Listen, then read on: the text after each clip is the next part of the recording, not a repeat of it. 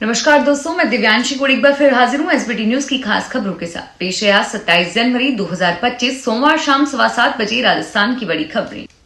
केंद्रीय गृह मंत्री अमित शाह ने महाकुंभ में डुबकी लगाई है। उनके साथ सीएम योगी जूना अखाड़े के महामंडलेश्वर अविदेशानंद गिरी और योग गुरु बाबा रामदेव ने भी स्नान किया। योगी और संतों ने शाह पर पानी डाला। करीब 10 मिनट तक संगम स्नान किया। अमित शाह को संतों ने मंत्रोच्चारण के बीच गंगा में पूजन कराया और इसके बाद शाह अक्षयवट जाएंगे और फिर संतों के साथ बैठक करेंगे। शाह के साथ उनके बेटे जय शाह भी परिवार के साथ हैं। शाह का विमान सुबह 11:30 बजे बमरोली एयरपोर्ट पर लैंड हुआ। योगी और दोनों डिप्टी केशव मौर्य और ब्रजेश पाठक ने उनका अभिनंदन किया। जयपुर नगर निगम ग्रेटर में सोमवार को लंबे समय के बाद बुलाई गई साधारण सभा की बैठक में हंगामा हो गया। शहर में सफाई के मुद्दे पर कांग्रेसी पार्षद वेल में आ गए और मेयर के खिलाफ नारेबाजी करने लगे।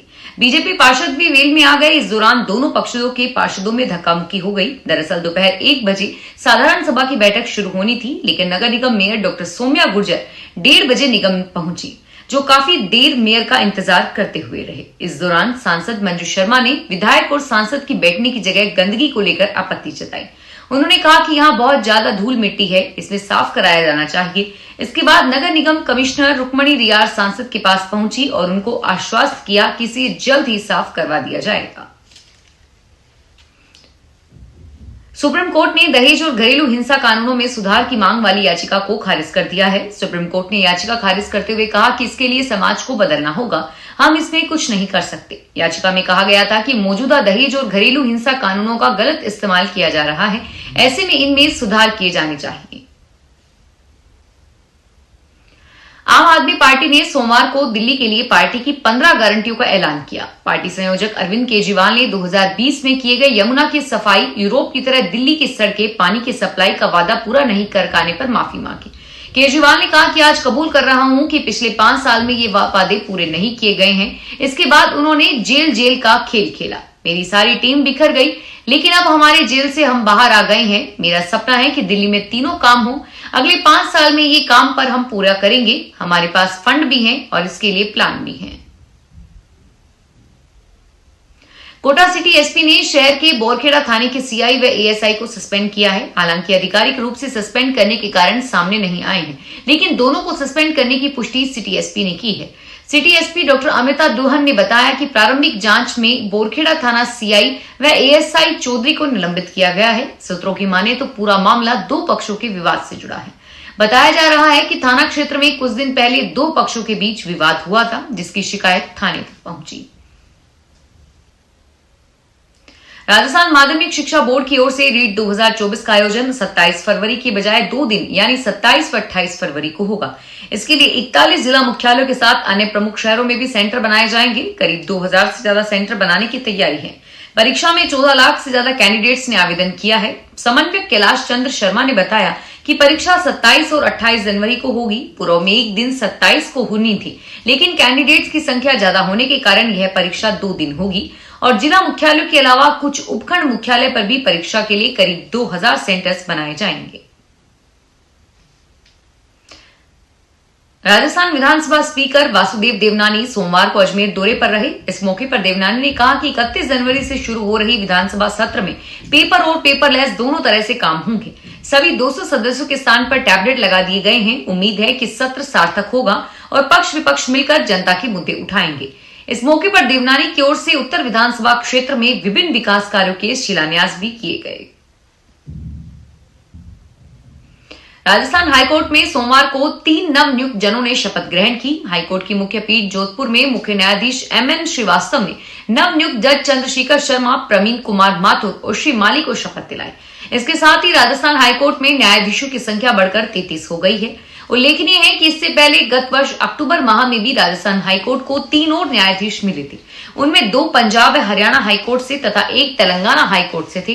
पंजाब व हरियाणा हाईकोर्ट के न्यायाधीश अवनीश व न्यायाधीश अरुण मूंगा और तेलंगाना हाईकोर्ट के न्यायाधीश मुन्नरी लक्ष्मण का राजस्थान में तबादला किया गया था। नोएडा में बिना मानक और बिना परमिशन चल रहे होटल्स पर पुलिस ने एक्शन लेना शुरू कर दिया है। जांच के दौरान छोटे बड़े होटलों में से 20% से भी कम ही परमिशन दिखा पाए। पुलिस ने परमिशन नहीं दिखाने वाले होटलों पर कार्रवाई की तैयारी की है। ऐसे 263 होटल संचालकों को नोटिस जारी किया गया है और इनके जवाब से संतुष्ट न होने पर प्रशासन इन्हें बंद करा सकता है। जांच में पता चला है कि कुछ लोग घरों का यूज होटल के तौर पर कर रहे हैं और इनको भी बंद कराने के लिए नोटिस दिया गया है। नगर विकास प्रन्यास उदयपुर के तत्कालीन अधिकारियों की ओर से अलग अलग राजस्व गांवों के अलग अलग अराजी से प्लान अनुमोदन के दौरान राजस्व हानि होने के मामले को लेकर उदयपुर विकास प्राधिकरण के कमिश्नर ने नोटिस जारी किए हैं। स्थानीय निधि अक्षीकरण विभाग कार्यालय उदयपुर की ओर से किए गए ऑडिट में राजस्व हानि को लेकर आक्षेप लगाए गए हैं। इस पर यूडीए कमिश्नर राहुल जैन ने भी उस समय यहां तैनात अधिकारियों को नोटिस देकर जवाब मांगा है।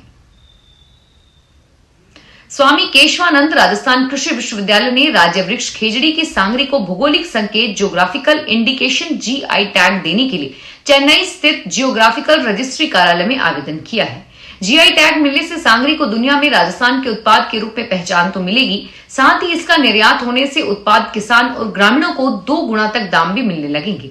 कुलपति ने बताया कि सांगरी को जीआई टैग के आवेदन को स्वीकार कर लिया गया है। बायोटेक्नोलॉजी विभागाध्यक्ष डॉक्टर सिजित कुमार की टीम ने खेजड़ी की सांगरी से जुड़े करीब 700 पेज के डॉक्यूमेंट्स प्रस्तुत किए हैं। राजस्थान के शिक्षा व पंचायती राज मंत्री मदन दिलावर कोटा में गणतंत्र दिवस पर जिला स्तरीय समारोह में शामिल हुए। इसके बाद वे ग्राम पंचायतों के तौर पर निकले। मंत्री ने लाडपुरा पंचायत समिति की 3 पंचायतों का निरीक्षण किया। इस दौरान बनियानी ग्राम पंचायत का रिकॉर्ड नहीं मिलने पर ग्राम सेवक के खिलाफ एफआईआर दर्ज करने के निर्देश दिए और साथ ही कार्यालय को सीज करवाया गया। निरीक्षण के दौरान बनियानी ग्राम के भवन पर ताला लटका देखकर मंत्री भड़क गए। मंत्री दिलावर के निर्देश पर बीडीओ ने एएन मनोज कुमार और कनिष्ठ लिपिक हेमंत को मौके पर बुलाया और साथ ही ग्राम सेवक से कैश रजिस्टर और पंचायत का रिकॉर्ड लेकर आने के लिए कहा, जिस पर ग्राम सेवक ने कहा कि रिकॉर्ड कोटा में घर पर रखे हैं। उदयपुर विधायक फूल सिंह मीणा ने प्रत्येक पंचायत और नगर निगम वार्ड में से बोर्ड परीक्षा में सर्वाधिक अंक लाने वाली बालिकाओं को शीघ्र ही हवाई यात्रा करवाने की घोषणा की है। मीणा प्रतिभावान बच्चियों को हवाई यात्रा से प्रतिवर्ष जयपुर में राजभवन में राज्यपाल से भेंट के लिए ले जाते हैं और विधानसभा का अवलोकन करवाते हैं। यह घोषणा राजकीय उच्च माध्यमिक विद्यालय बड़ी उंदरी में वार्षिकोत्सव के दौरान की गई। इस दौरान मीणा ने विद्यालय हेतु भूमि आवंटित कराने और विधायक निधि से 5 कक्षा कक्ष बनवाने की घोषणा भी की। हरियाणा में बीजेपी सरकार के 100 दिन पूरे होने पर सोमवार को मुख्यमंत्री नायब सैनी चंडीगढ़ में सरकार के काम गिनाए और साथ ही अपने अगले रोड मैप के बारे में भी बताया। जीएनए ने किसानों के खाते में 368 करोड़ रुपए रिलीज किए। सीएम नायब सैनी ने कहा कि तीसरे कार्यकाल के 100 दिन पूरे हो चुके हैं। इन दिनों में नॉनस्टॉप काम हुआ है। इसमें 100 दिन से 18 संकल्प पूरे हुए हैं। हिसार और अंबाला एयरपोर्ट की एनओसी आ गई है और जल्द ही इन्हें शुरू किया जाएगा। आईएमटी खरखोदा की तरह 10 मॉडल सेंटर और बनाए जाएंगे। केंद्र सरकार की प्रधानमंत्री किसान सम्मान निधि योजना के तहत किसानों को हर साल 6,000 रुपए की आर्थिक सहायता दी जाती है। अब तक 18 किस्त के पैसे किसानों के अकाउंट में आ गए हैं। इस समय किसान 19वीं किस्त का इंतजार कर रहे हैं। बता दें कि प्रधानमंत्री नरेंद्र मोदी 24 फरवरी 2025 को बिहार दौरे पर होंगे और उसी दिन किसानों के खातों में 19वीं किस्त ट्रांसफर कर दी जाएगी। इस दिन से आपके बैंक खाते में 2,000 की राशि पहुंचने वाली है। फिलहाल इस बुलेटिन में इतना ही और फिर हाजिर होंगे तमाम बड़ी खबरों के साथ। धन्यवाद।